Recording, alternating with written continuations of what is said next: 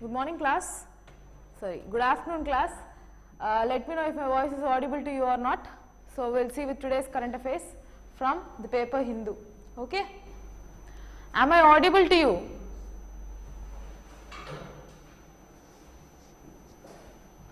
Am I audible?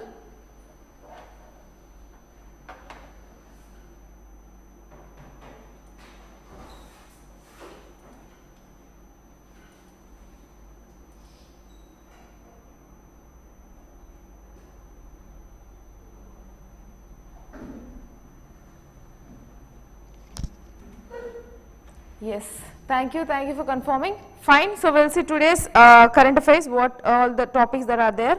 We will go with a quick gist, okay. Fine. Yeah. So,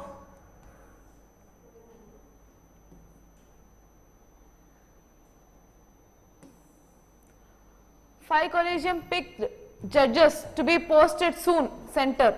So, yesterday we have seen an article that they are giving certain names, okay. That means from High Court, certain names of judges whom to be allocated, whom to be recruited into High Court or into Supreme Court. Certain names will be given to government, to central government. So, they judiciary people have accused or they have expressed discomfort that state government or the central government is delaying in issuing the names or in approving the recruitment. That is what in the previous news we have seen. So, currently what they have done is, so 5 collegium picked judges to be posted soon. So, as a response to that, as being delayed, as been whenever they told that it is being delayed. So, yesterday they were approved for allocating or taking people into judges. So, they have signed for approval. So, you need to understand that when a particular High Court judge or Supreme Court judge is being recruited into High Court or Supreme Court, then they will be approved with stamp and seal by President. So, what as part of this article says is that 5 collegium judges have been given with warrant and seal of warrant and stamp of President. That is what this particular article says about, okay. And nothing more is there. Just you need to understand that they have been recruited, says who? Venkataramani, who is our current Attorney General, okay. He says that, so collegium has further proposed Chief Justice of Allahabad High Court Rajesh Bindal and Gujarat High Court Chief Justice Arvind Kumar to government for appointment of Supreme Court judges on January 31st. So, from High Court you will some judges will be eligible to take into Supreme Court. So, from Allahabad and from Gujarat High Court certain judges are being recruited or taken into Supreme Court. Just the names of them, nothing much required. Next. So, SC seeks records on ban of BBC documentary. So, this was in the news from the current last week, from the week we have this news. So, what is it about? There was some documentary by BBC taken by interviewing our Prime Minister Mr. Narendra Modi, and that particular BBC document has been banned from being displayed in India social media, which is an infringement to the right of freedom of expression, okay, which is under article 19(1)(a), which gives you media rights. So, what does this particular article says is that Supreme Court has asked for the details of records of why it has to be banned. So, they asked for those records, what are the interview that has happened, regarding that records it has asked for. So, just go through the article and then we will move ahead. So, Supreme Court on Friday directed government to produce the original records on a decision to block the screening of British Broadcast Corporation document titling India the Modi Question. So, what Supreme Court told is that produce the original documents and defend yourself on why you have restricted that particular document from screening in Indian social media. That is what Supreme Court has asked for. So, nothing is required.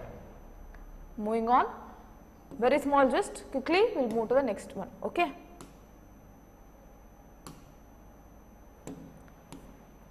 So, state news I am skipping, that is important for, and this particular paper is about Andhra's newspaper. So, state news I am skipping, we will see whatever news which is important for UPSC. This is also state news, so I am just skipping it.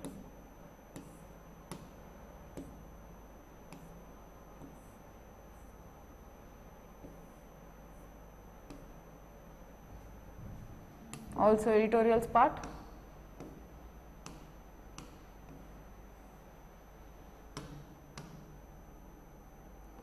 So this is one article which is of importance, where there is no proposal to use remote EVMs in upcoming elections. So what is remote EVMs? Remote electronic voting machines. So election commission is the one which will decide on this election, on what are the different voting machines needs to be there, and what is this remote electronic voting machine is that it facilitates for the people who are voting remotely. That means, let's say NRIs.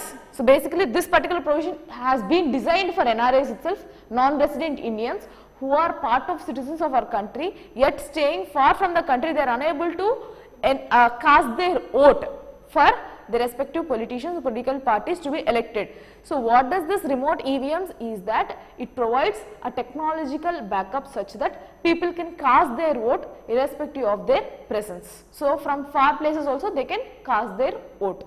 And currently what Mr. Riju, again our law minister, has stated that as per the previous speculation, they have told that for this election they will be taking up this remote EVMs into practice, but he said that to a reply to a person, see, he has told that currently on responding to a question posed in Lok Sabha, Mr. Riju has told that no, for this particular elections we will not be introducing remote EVMs. That is what this particular article says about. Okay. So if you can see, the government on Friday, there was no proposal to use remote electronic voting machines in upcoming elections. The RVMs would also be used for NRI voters, not only for NRI voters. Suppose let's say in search of job I have flew to some other state, yet I am citizen of this country and I have my name registered in some other constituency which I would like to cast my vote, but for travelling itself it would take a lot of time and also cost expenses. So this technological barrier, structural issues of casting vote can be removed by this remote electronic voting system, which is currently they have told that they will not be introduced in this particular financial year. Okay, in this particular elections they will not be taking it up. That says this particular article, nothing more than that. Next.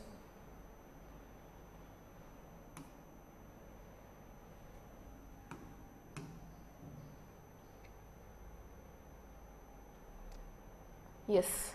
So Mr. Riju again stated that, so what this article says is that SC, Supreme Court yet to respond on guidelines for judges appointment, says Mr. Riju. Kiren Riju, our law minister, what he said is that they have given a memorandum of procedure. So what law minister has seeked for is that I am going to elect, or the way they are appointing these judges will be there, right? So there is a collegium system on how to elect separate judges. That can be for High Court, that can be for Supreme Court. So what law minister has asked is that please give us your memorandum of procedure, MOP, such that how you are electing, how you are appointing your, not electing, how you are appointing your judges. So we need to know on what are the basic criteria that you are considering for choosing your judges. That is what Mr. Riju has asked, requested for Supreme Court Chief Justice, yet the response has to be received. Once if they are okay with it, there will be lot of changes or lot of updates that you need to do it as part of your polity on how judges are being appointed from collegium system. So that you need to know. So basically what this article says is the same thing which I mentioned. Has returned to Chief Justice of India, emphasizing the need to finalize the memorandum of procedure for appointment and transfer of Supreme Court and High Court judges, says Law Minister Kiren Rijiju. So on how you are appointing and how you are transferring, on what basis, we need to know. For what? To improve transparency in appointment and to disallow any kind of issues or any kind of malpractices in appointment or transfer of existing judges. So that's what this particular article says. So yet to be receiving response for this. Okay. Next article. So this is also one such article, one article which poses importance.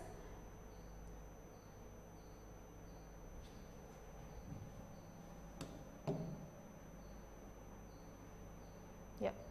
SC comes to the aid of terminally ill patients. Passive euthanasia, active euthanasia. So willing to die, right to die. Article 21 of your fundamental rights gives you right to life. Does it give right to death? Your own life. So, can I suicide if I like to? That is a question, right? So, as part of that, passive euthanasia is something which is allowed by Supreme Court of India, which is allowed, which is legally allowed, but there are some constraints on how a person can be voluntarily be killed. So, there are certain constraints. If that particular person is beyond treatment and the treatment further causes more pain to the patient instead of recovering. So, there is no point in continuing the treatment, because even after continuing the patient will be dying soon. Okay. If that is the case, then they can opt for this passive euthanasia, where they will be given certain medical implements, injections or anything. So, the supplements will be removed so that that person will be died. So, that for that there is some aid given by Supreme Court. So, we will see this article, this is important, we will focus on this. Okay. Fine. So, Constitution Bench of Supreme Court has moved this insurmountable obstacles for the implementation of advanced medical directives given by terminally ill patients who are beyond cure or hope to withdraw medical treatment and die with dignity. So, right to die with dignity is something which is being now ensured by Supreme Court. Slowly it will improve on this. So, working is on process for this. Okay. So, what they have told? They have removed this thing of insurmountable obstacles. So, the 5-member bench, what is it about? We will see now. So, 5-member bench, Mr. K.M. Joseph is the head of this particular bench who has led it, broadly outlined that the final order was published. So, what is this order? The court simplifies certain directions of earlier Constitution bench allowing passive euthanasia, which I was telling now. Passive euthanasia on how to implement advanced medical directives, which is advanced medical directives according to 2018 judgment required not only for the signatures of 2 independent witnesses but also the counter signed by the judicial magistrate. So, what is the procedure? Here it states about the procedures of executing this passive euthanasia. What is the first step? So, through this advanced medical directive, there is a judgment given such that 2 independent signatories should be there. So, that can be their own relatives who should sign that yes, we are okay, so that this person can die with dignity. So, we cannot further see him to suffer, to see her suffer. Okay. So, there will be signatories and also countersigned. So, a judicial magistrate should sign acknowledging that yes, this person is eligible for having passive euthanasia. Next. In its current order, the court said it need to be signed by the executor or patient, independent witness in the presence of notary or gazetted officer who would record his or her satisfaction that the AMD was voluntary and executed without coercion. Now, what is the changed procedure? The patient himself can sign, the patient herself can sign with an independent member and an existence of gazetted officer or a notary. So, based on a notary or gazetted officer, they themselves can sign. So, instead of waiting for the huge procedures, they themselves can sign and can acknowledge, who would record his or her satisfaction that the AMD was voluntary and executed without coercion. That means without force it is being executed.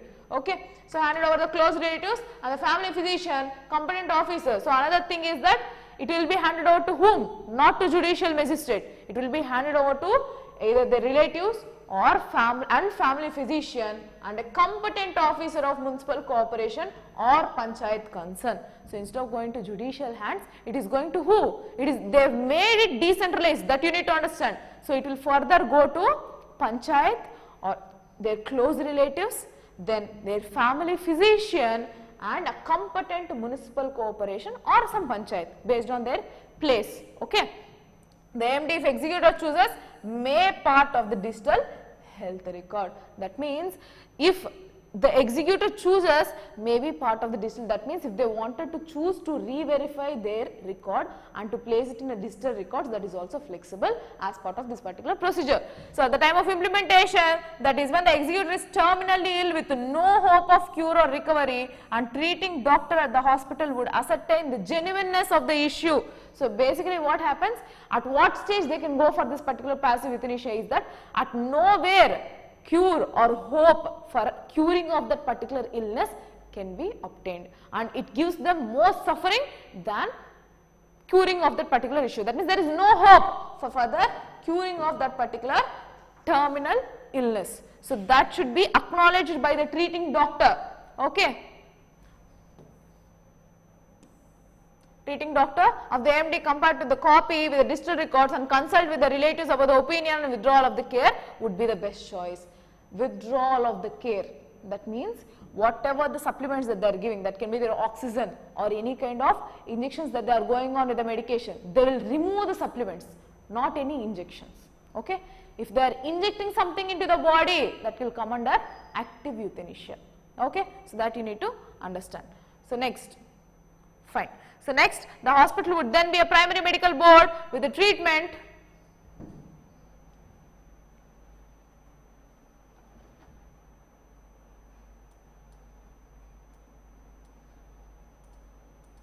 Just a moment. Just a moment.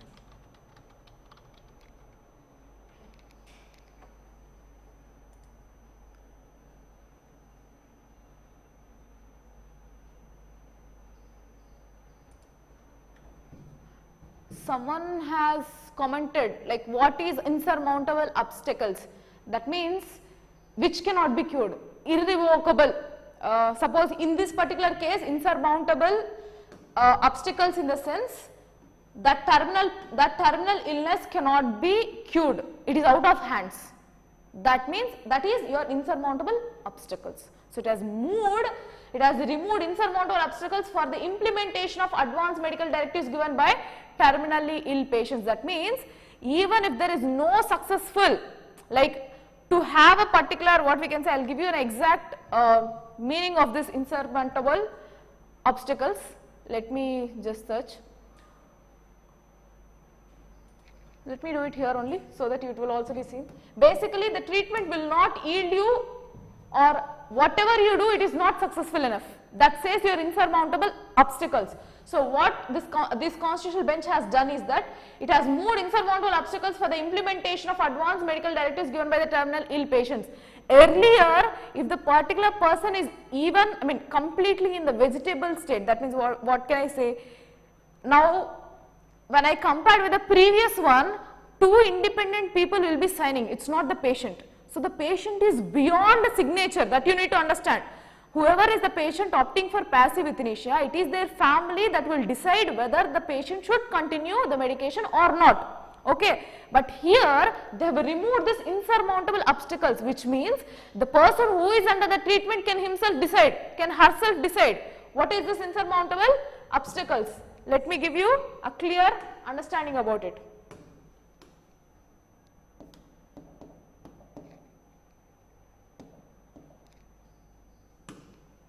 See here, a problem that is insurmountable is so great that it cannot be dealt with successfully. So it cannot be retrieved back. So her health cannot be retrieved back. Kriti Singh, is it clear for you? I hope it's clear for you. See, it cannot be dealt with successfully. Something that is almost a failure. It's a failure case of treatment. I think I'm clear. Okay. So without that also, they have removed that constraint where a particular person, if he opted or if she opted for getting into passive euthanasia, he himself or she herself can sign under the notary in the presence of some gazetted officer's signature and their family concerns, and the treatment, the person who has treated stating that yes, that is a genuine accord, that is a genuine way of approach. So yes, this particular person can be eligible for passive euthanasia. Yes, okay, thank you. So that's what is about this particular article. Nothing more than that is required. Okay. So that is a procedure which you need to understand. This is actually important. When you are mentioning about your right to life article, your right to death is also improvising now. Okay. So this is a dynamic one. There will be in near future there will be a lot of articles now based on this particular input or this particular bench input. Okay. Next.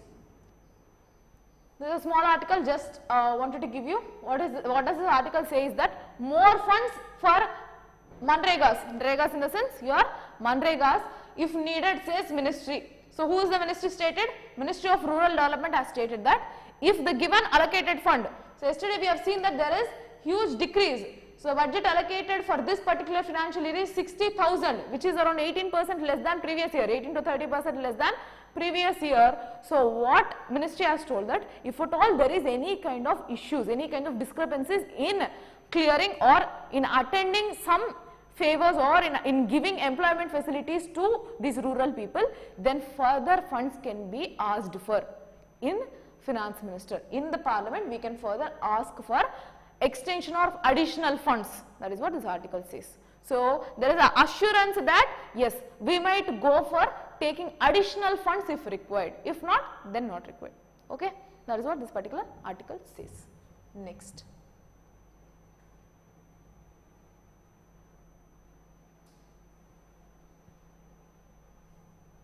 Next article. Indian companies eye drops linked with 55 adverse events in US. So there is a one private company which has launched into the markets of US certain kinds of eye drops, out of which 55 different adverse cases, in the sense some people have lost their eyes, some people had got their eyes infected, some kinds of infection has started because of using this particular eye drops. So what happened? They have banned that particular product. As of now, they are retrieved, like they have completely removed. That's what this article says. So nothing more than that. I'll just read out this particular place so that it will be clearly understood. So global pharma healthcare recalls product from US market after CDC warns of infection and loss of vision. Contamination has been suspected. So in that particular eye drops, they have suspected that there is some kind of contamination, pollution of the existence of that particular medication. There is some kind of contamination happening which is causing infections into the people, into US people. So Chennai based, so this particular pharma company is Chennai based. Chennai based Global Pharma Healthcare has recalled its eye drops from US market after US government agency Center for Disease Control, which is CDC. US government Center for Disease Control and Prevention said that several people have suffered from adverse events that are possibly associated with the use of this particular product. And one thing you need to understand, that this product is only available in US, it's not available in India. Okay. So the eye drops are not sold in India. See, eye drops are not sold in India. Okay. So what they have alerted, the CDC was investigating a multi-state outbreak of drug-resistant infection cases. Drug resistance. So this particular term has seen huge importance post-COVID. So your antibiotic resistance, drug resistance has developed so far. So whatever the drug that you are intaking, that is not curing your exact disease. Why? Because we are intaking a lot of medications with the fear of death. It is making these microbes or all the microorganisms which are attacking us immune to that particular disease, which is making us antibiotic resistance and drug resistance has been developed. So what they are again having a speculation or doubt that it can be a cause of some multi-state drug resistant infection cases, which is linked to the use of artificial tears lubricant eye drops distributed by Eris Care LLC and Delsum Pharma. So it can be linked up with artificial tear drops. So for crying, especially for these celebrities or someone who is in the social media, artificial tear drops will be used. So they have understood, or they are having another idea that it might be because of the growing drug resistance of usage of this particular artificial tear drops, because of which it is showing some adverse effect because on this particular medication. So that is two kinds of speculation for this particular eye drop issue, adverse effects. But as of now, they have retrieved. See, they have recalled it back. So currently it is not in use. That is what this particular article says. Next, important as part of your defense, IAF, Indian Air Force, to procure new transport aircraft to replace AN-32. Important for your prelims. So yeah, okay. So what does this article says? Indian Air Force has initiated the process to replacement for the existing AN-32 transport aircraft in its service. For transport, you use an aircraft, right, that is being replaced with some other aircraft. So we are going to procure it. It has issued request for information for procurement of medium transport aircraft with a carrying capacity of 18 to 30 tons. There will be further articles on this in the coming classes as well, as I expect, because after getting entire details about it, we will be getting some more articles on this. So just you need to understand that there are going to be some replacement for existing AN 32 transport vehicles. Okay. So rest all nothing is there. And we are growing up currently, we can see in the budget, infrastructure wise, defense wise, huge investments has increased. So they are trying for the indigenous development, that means developing in India. So aircrafts or anything that is being used are giving more priority for development in India. That is what this entire article says. For Make in India program. Okay. Rest all not required. Yes.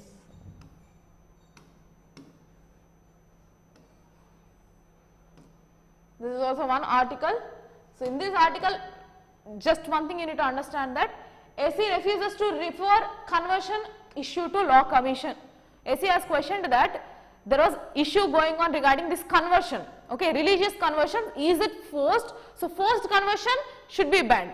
Okay, but voluntary conversions should not be banned. But how to decide whether it is forced or voluntary? And as part of some surveys, it states that almost 80 to 85% of the conversions are of forced conversions only. So in order to make that, to ban that, most of the states have their own laws on banning this conversions, on not recognizing these conversions. So on that there is discussion going on, debate and discussion going on in SC, where they have asked for transferring that case to Law Commission, but SC did not agree. Okay, that's what this article says. So let's see. The Supreme Court on Friday refused a plea to refer the Law Commission of India the question whether the forcible conversion should be made a separate offence relating to religion under the code of IPC, Indian Penal Code. So why should we go to referring this to Law Commission? Says Mr. Justice, Chief Justice of India, D.Y. Chandrachud. So he said that, so one thing here is clear, that whether we should, speculations or debate and discussion is going on, that whether should be introduced forcible conversions into offence of IPC or not.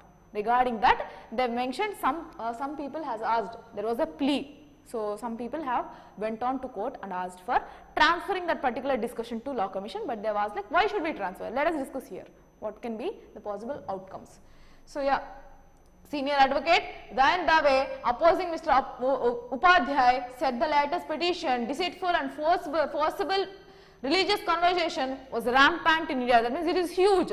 Almost 80 to 85% of conversions are of forcible conversions. Okay, was a vexatious one, and he said the petition contained unpalatable remarks about minority religions. That means whatever the plea that they have told, he mentioned that it is completely unpalatable remarks. That means it is offensive remarks on minority rights. So he has asked like, how can you decide whether it is forcible conversions or not? Okay, so we need a proper thing to criminalize this into IPC. So his aim is, he says that it is deceitful and forcible religious conversions. So definitely that should be involved into IPC. That's what his way of, his way of debate of that particular issue, yet to be taken. So this is also yet to be taken. It will come in near future. That you need to understand. Next, Arush Patel.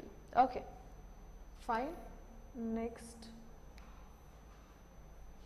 India to showcase success in rural and archaeological tourism at G20 meeting. So India has assumed its presidency for G20. So we need to know that this year entirely whatever our international relations regarding G20, it will continuously be appearing. As of now, what the article says is that they are going to be conduct a particular meeting. There is going to be hosted a particular meeting as part of ministerial conference. So there is a ministerial meeting.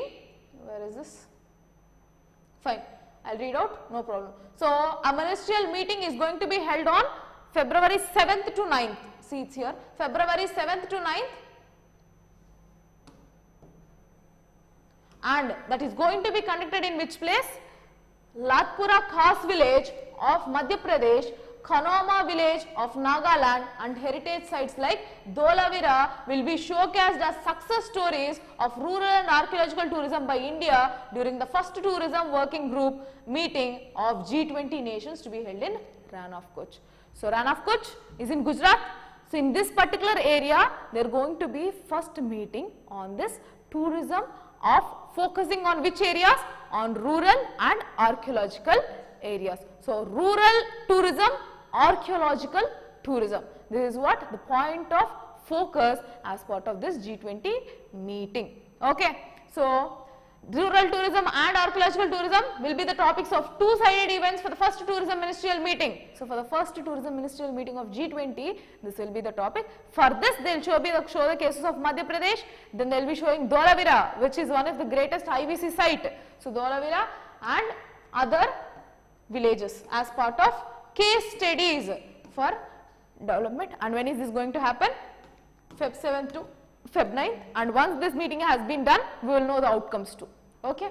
So, various parts of the country, Tourism Secretary Arvind has told, and yeah, this is important.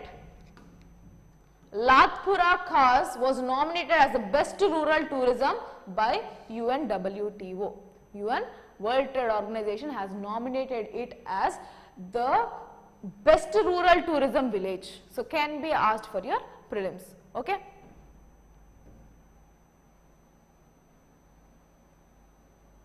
What are the steps should be taken to tackle the issue of forcible religion conversion? Yes, Kriti, for that, see, that can be developed as soon as whatever SC or whatever the Supreme Court or state governments can be coming into the picture. So, forcible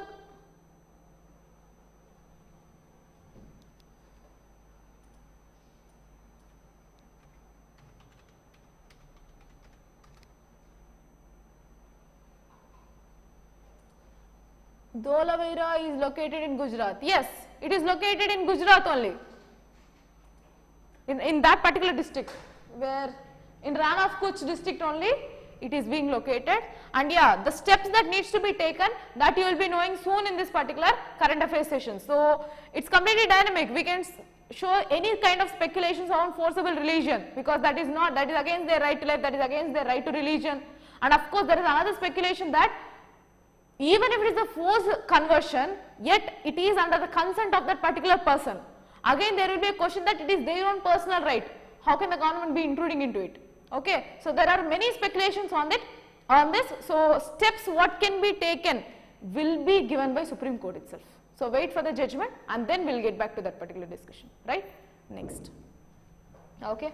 So, India will also present the innovative model of community-based astro-tourism that involves rural homestays and community spaces that are completely run by villages and provides travelers an integrated experience of stargazing along with a cultural immersion on the Himalayas, while Nagaland's Konoma village will present the model of ecotourism management. Basically, each particular village has its own indigenous traditions, its own indigenous way of celebrating their own festivals and their own culture. That can be their food habits, that can be their dressing mechanism and stargazing. So, they will have an experience of stargazing in the sense they will be made them to sleep on outside their houses or on top of it. So, all these are different kinds of what we can say indigenous way of tourism. So, rural tourism is the one which is their focus currently in G20 meeting for tourism. Okay. So, that will be going on February 7th to 9th, right.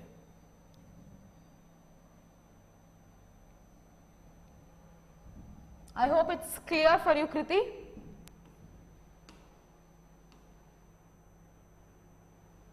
Next, one of the other issue, okay. Other issue as part of international relations, India is not concerned as part of this particular relation, but yeah, it is our neighboring country and the country with which we have huge relations with. So, regarding that, this particular article, what is this article? So, Antony Blinken postpones China visit after,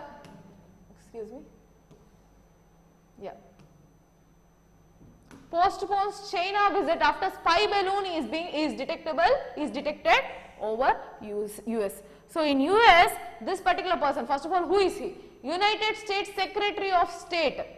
So United States Secretary of State is the person Antony Blinken, and there was a huge awaited movement, awaited movement from China that this particular person will be visiting China for further details for their international relations, some foreign policy. But what happened in US, they have witnessed one kind of spy balloon there, which they termed as spy balloon, and they have checked on with the navigation devices, whatever the space satellites will be there, through satellite images, they have found out that it has been started from China. It has traveled through Alaska and reached US. So by this particular spy balloon, US, this particular person has stopped to go, has cancelled his program on visiting China. And China has given a statement that we are hugely regretting this. After getting these images, after knowing that China has done this particular issue, then China has given an open statement that we are regretting for this particular issue and it is completely unintentional, and this particular balloon is not a spy balloon, it is completely for the civilian purpose, we are just researching on it. Okay, that's what the information that China has given. So we will see, that is the gist of this particular article. So yeah, see, Mr. Blinken's highly anticipated visit to China set for next week, the first by a top American diplomat since 2018, has been postponed in the wake of Chinese spy balloon detected in the recent days floating above the US. So after 2018, this is the first step where US diplomat, highest diplomat, has agreed to visit China, but because of this particular spy balloon, he has withdrawn that particular meeting. Okay. So the Chinese government on Friday expressed its regret over the incident, suggesting Beijing has hoped for the visit that was set on Monday, which both sides have been working on for months to go ahead. So they have stopped this particular program, and what they have told, see, it has been suspected has crossed Alaska and Canada before hovering to state of Montana earlier this week. So it has reached in that way, and it has originated in China, which was clearly evident through satellite images. And what they have told, they have told that it is not an armory ship, it is a civilian balloon airship which is used for research, mainly for meteorological purposes, and affected by the westerlies with limited self-steering capacity. The airship deviated far from its planned course. So they told that because of the westerlies and it has poor navigation facilities, it has been diverted into US. That is what the statement given by China. So the trip has been cancelled. That you need to understand. Next.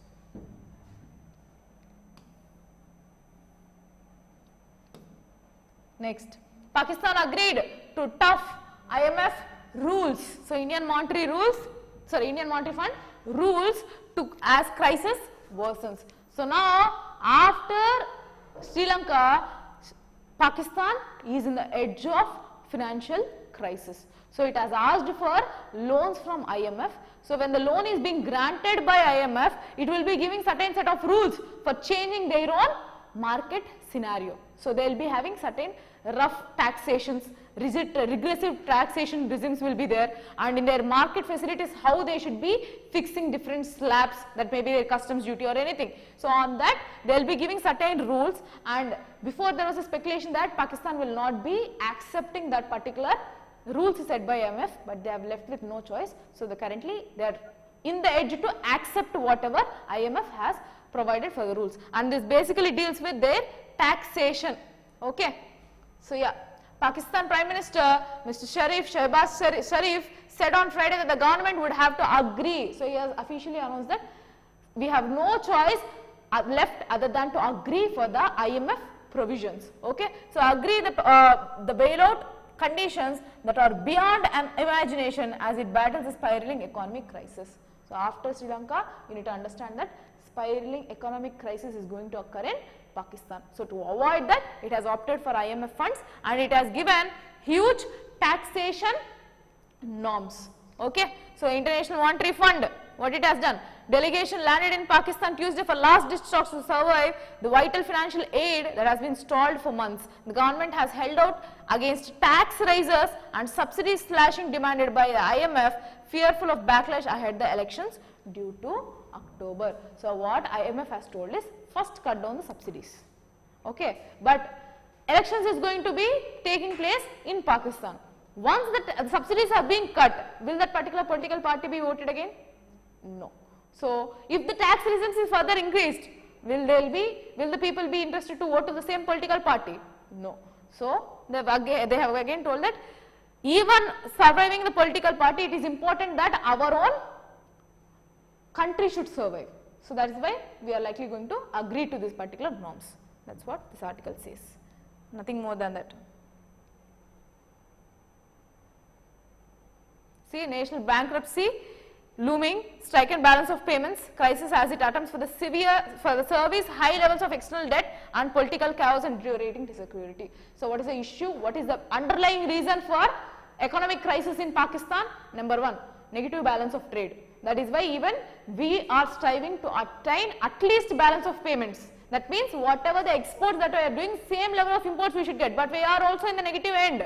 That means we have lot of imports than the products that we are exporting, yet we are trying to survive well. Ours is a stable economy compared to other economy which already speculated, which has already been portrayed through our economic survey this year. So, economic survey says that India is in booming stage only, it is not in the edge of recession compared to western countries, and expected growth rate would be, GDP would be 6.5%. That is what economic survey says. So, what is the issue with Pakistan? It will be going bankruptcy looming, which is lot of bank loans are not being repaid. That is one thing. Next, strike and balance of payments. So, marketing wise they are being failure. Okay. Next, attempts for the serious level of external debt. External debt, they have taken huge debt, especially from the countries like China. So, they are huge debt, but China is their all-time friends. So, leaving China, from other countries also they have huge external debt. And next, amid political chaos, because now they are trying to have elections, definitely there will be some kind of political instability and deteriorating security. So, existence of state-sponsored terrorism is there, then which country will be ready to have certain kinds of dealings with them? So, again security issues is again a factor for growing economic crisis in Pakistan. Now, they are going to agree with whatever IMF norms has set.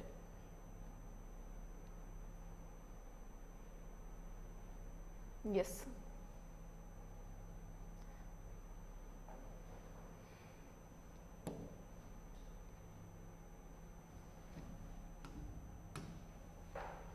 So, only 4 lakh crore of country savings are in tax saving schemes, Revenue Secretary. So, what he says is that in tax saving schemes, only how many are there? 4 lakh crore of country savings are there. So, in tax saving schemes, only 4 lakh crore amount is only there. That is what this negative and positive impact of balance of payment. Kriti Singh, it is not negative and positive. Okay, you want what is the negative and positive impact of balance of payments? Okay, see, balance of payments means, as I told you, your exports, whatever the exports are there, the same level of imports are there, that is when you will say there is a balance of payment. Balance of trade, okay, when this particular balance of trade is not there. For example, let us take the issue with China. Currently in this particular quarter, in this particular year, it was mentioned that by the data, it is known that China and India's trade balance has surpassed $100 billion into a negative trade balance. That means, I have already discussed this in IR. For those people, if it is repeated, please spare with the time. Okay. So, what does this article say? I mean, balance of trade is that, balance of payments. Now, if I take China, China's exports to India is around 181 billion dollars. Around 181 point something billion dollars, whereas India's exports is around 17 billion dollars, 17 point something billion dollars to China. See, what is the difference now? Almost 101 billion dollars is the difference between India and China's market value. So, we are completely, it is clear that we are negative trade balance with China.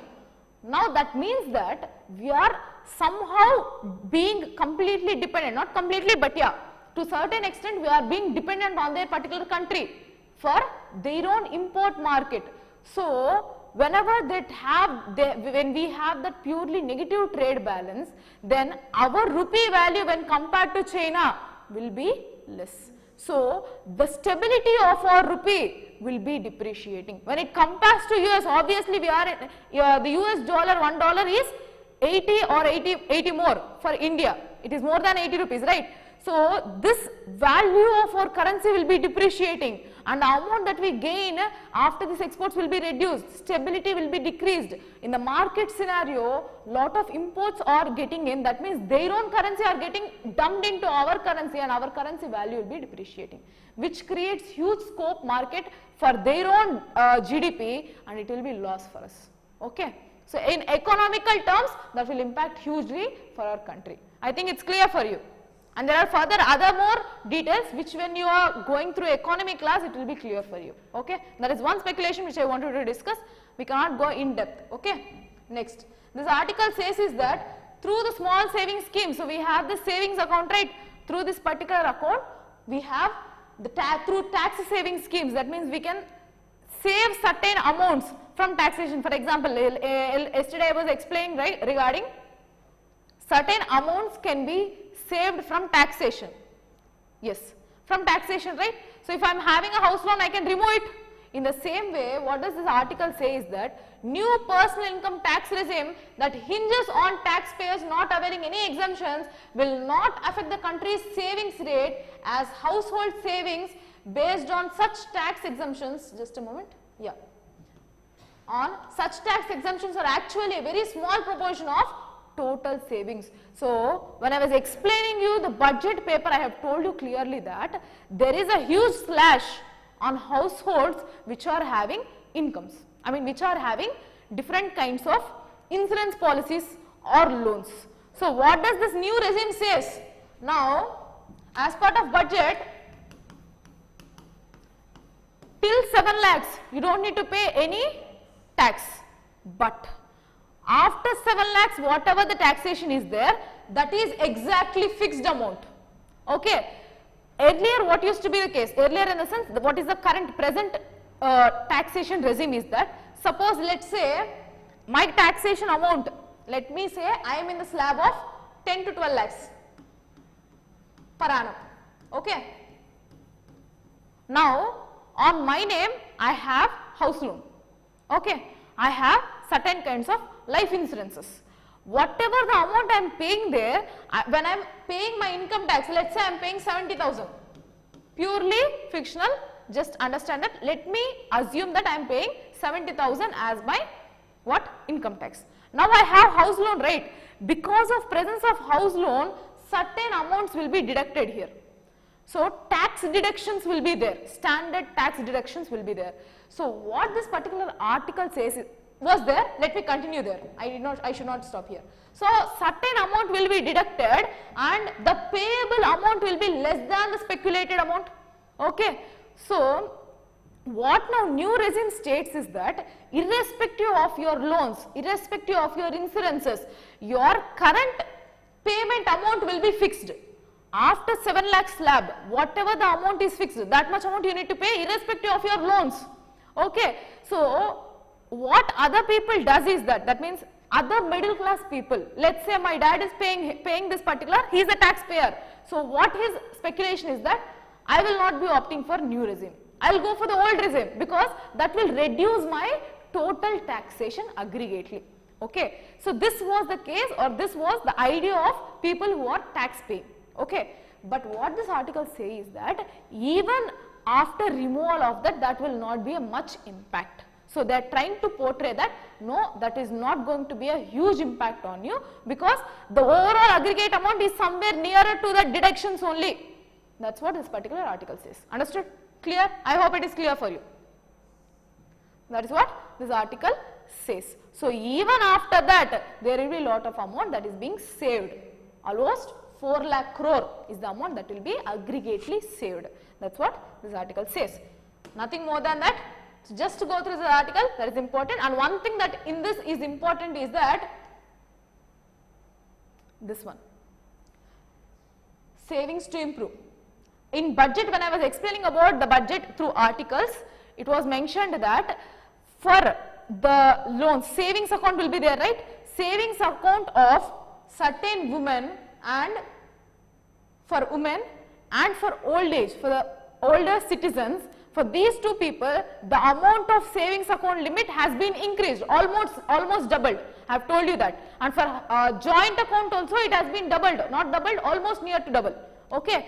So what happens, because of this increase in limit of saving scheme, that will also give a huge scope for amount to be saved.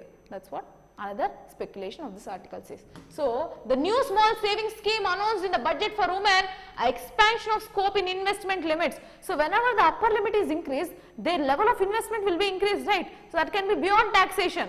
So that can be done. In two other small savings schemes, which is the senior citizens monthly income scheme, I have discussed this during previous current affairs class. I have discussed that clearly about this scheme, help the country in improving our savings rate. So because of this growing level of credit limit, they can import or they can use the existing savings amount into investment easily. That's what this article is entirely about. Okay, fine. Will be more on economical terms once your budget is done. I mean your economic class is done, then this will be much clearer for you. Once again, all these articles will be discussed in your economy class by the faculty, not directly these articles, it will be in your budget session. Okay, budget and economic survey sessions will be there again. Some other faculty will be dealing it. No worries if you are not able to understand this article too. Okay, next. This is entirely about that particular article. Another thing is base effect. So he says that there is a base effect too. For the first quarter of last year was COVID hit period, and second there was a slight increase in the GST rates in July. Similarly, the right taxes also showed a sharper rise in the income tax return filing dates were advanced to normal dates as opposed to postponed dates in the past couple of years. What is this base rate? So when you are comparing the current year with the previous year, which has shown so much reduction, then this year will have huge profit rate. For example, no, the word budget is not mentioned in your constitution. It is mentioned as annual financial statement, article 112. Okay. So yeah, it's not mentioned. The word budget is not mentioned in your constitution. Okay. You can go refer for the article 112, I guess. Yes, article 112, you can go refer. So yeah, what is this base effect? Base effect is nothing but, so when you are comparing, let's say, if you would have seen during 2019-20, our current GDP growth has saw a contraction of minus 6.6%. Immediately the next year, the level of increase was around 7 point something. Okay. So why this has happened? When compared to the previous year, which is completely in the negative, when you take it as a base year and then compare with the next year, obviously it will be more, no? Even if it is performed worstly, it will be more. In the same way, when comparatively the tax regime to the previous year, where it was worst affected by COVID, this year it will show that it is huge. So savings will be less. Okay. So that's what this another base effect says. Okay. Next. So that is about this particular article. Nothing much. Yeah, I think that's it. Yeah. So that's it for today. Today's current affairs, whatever are the important ones are done. Okay. Just go through it once again and it will be completed. So far, if you have any doubts, you can further pose me. Okay. Every day we will meet at 3 to 4. Okay. Thank you. Good day. Thank you for the session.